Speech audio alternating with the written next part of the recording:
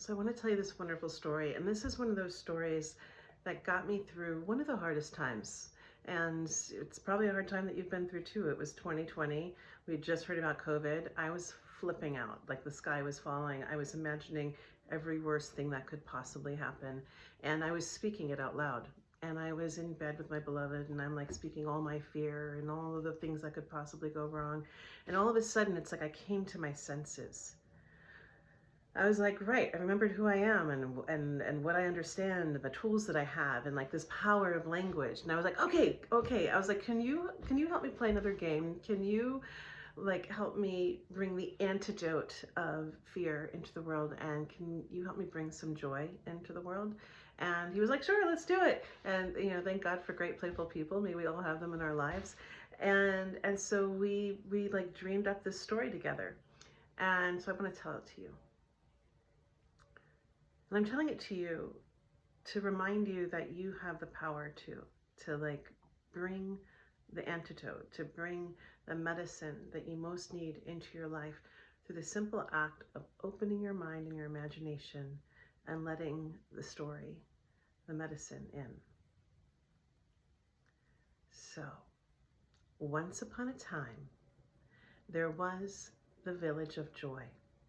Now, the Village of Joy was a very special place. It was beautiful. It was wonderful. There were trees dripping with fruit. The town was filled with these tables filled with food that anyone could sit and nibble on. There were kind people and laughing people and dancing people. There was all the time you needed in the world to do whatever it was that you wanted, whether that be sing or create or hang out or make love. Like, it was all there. You could do whatever you wanted. That was wonderful in the Village of Joy. And one thing that the Village of Joy was particularly known for were its gardens.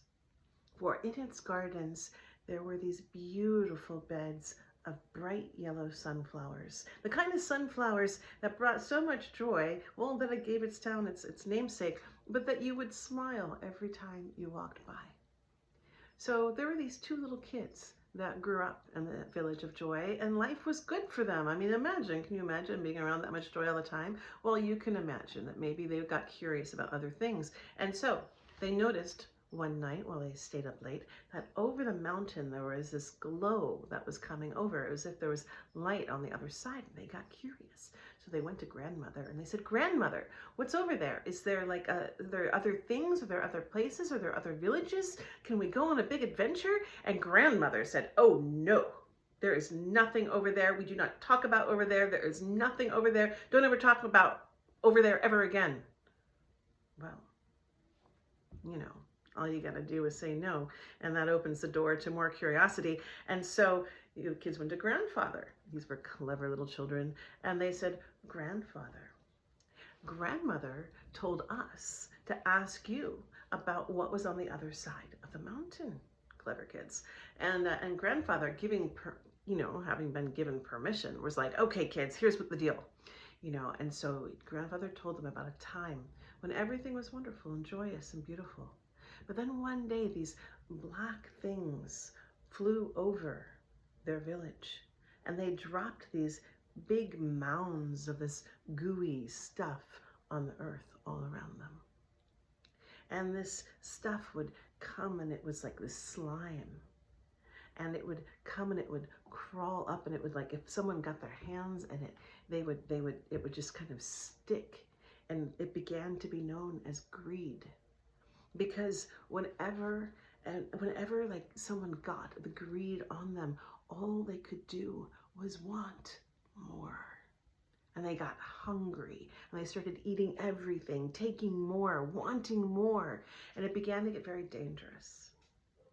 And so they realized that those who got infected by the greed, who picked it up, oftentimes they couldn't just put it down, no matter how much people pleaded and begged.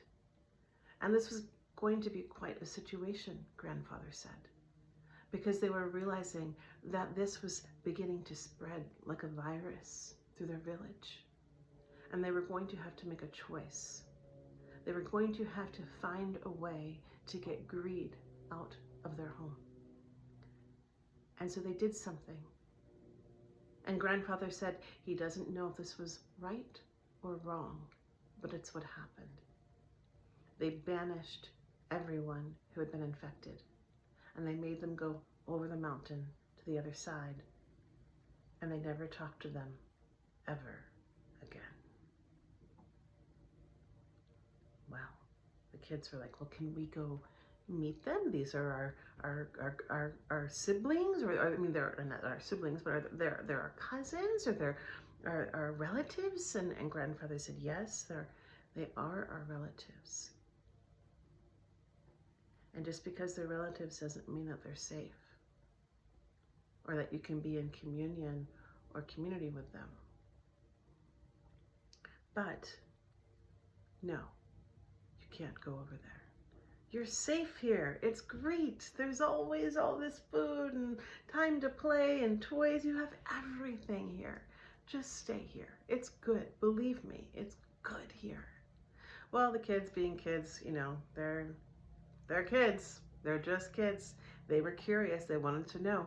So that night they put some food into a little handkerchief and they tied it to a stick and they threw it over their shoulder and they went out under the full moon to go see what was on the other side. And they make it over the top of the hill, and they go down just a little bit, like halfway down the hill, and they open up their little snacks and they sit there and watch as the sun rises to see what is in this other village. Who are their ancestors? Where did they come from? Like, what happened to these other people? And they noticed a lot of things, like, hey, everyone was just kind of dressed in this like gray and drab clothes. Everyone's head was down. Nobody was looking up. Nobody was smiling. Nobody was dancing. Nobody was singing. They had no, big long tables with lots of food. No fruit trees were dripping with fruit. They did have these things that looked like gardens, but there was just this like mucky, oily, slimy stuff that was growing in it. And the kids, after seeing all this, were like, you know what? Maybe our grandparents were right. This does not look like a place where we want to go. And they were just about to get up and get ready to leave when they noticed that the slime from those gardens had seeped its way up the mountain and was surrounding them and was beginning just about to touch their feet. And they knew, they had heard what had happened when greed begins to take one over. It's very hard to get rid of it. And they began to cry. And that's when the little girl remembered something. Now, there's a secret in this story that I haven't told you. And it's the memory. It's the memory of this little girl's great-great-great-great-great-great-grandmother had once upon a time carved a very special word into their wooden floor beneath their table in their kitchen. And legend had it that every generation and every generation and every generation was given this word to call upon if there was ever a moment of great urgency. And this would be the thing that she could call upon. They said it could save lives. And so all of a sudden they're sitting there and they're terrified and they're afraid and they're like, oh my God, we're gonna die. And she remembers the word and she goes, chicken. And her brother laughs at her. He starts to laugh and laugh and laugh, and she starts to laugh, hearing his laugh, and all of a sudden they're laughing. They're just laughing, and all that muck, all that stuff, it just starts to dry up, and it just turns into dust and goes away. Can you imagine?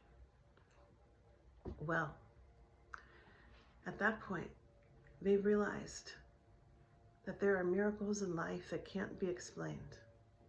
And along with all their food that they had brought, they'd also brought a couple of sunflowers because it just seemed like the right thing to do. And so now, feeling brave and courageous and knowing that they actually had the tools to meet the fear, to meet the greed, to meet what was lost, they went down into that village. And they met with these people who were part of their long lost family. And they gave them those sunflowers. I told them there is always a way home. So that's a fun little example of what I like to call a medicine story. And a medicine story, you know, a lot of different people have a lot of different ideas about what a medicine story is. And I think they're probably all right.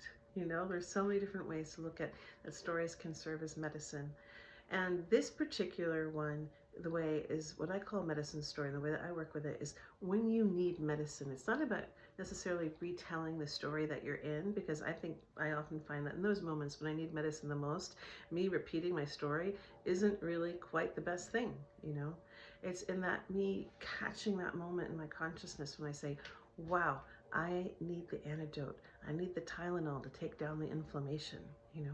And so in that moment, when you're in one of those moments when something's getting inflamed, maybe it's fear, or maybe it's hate, or maybe it's, you know, you feel like you can't forgive somebody, and you can think, wow, there's something that I really need. I just need this thing. If I only had more of this, you know, forgiveness, love, joy, pleasure. And what I want to, you know, imbue into this moment is that you can bring those things into your life in so many ways, and one of them is through the spirit of story.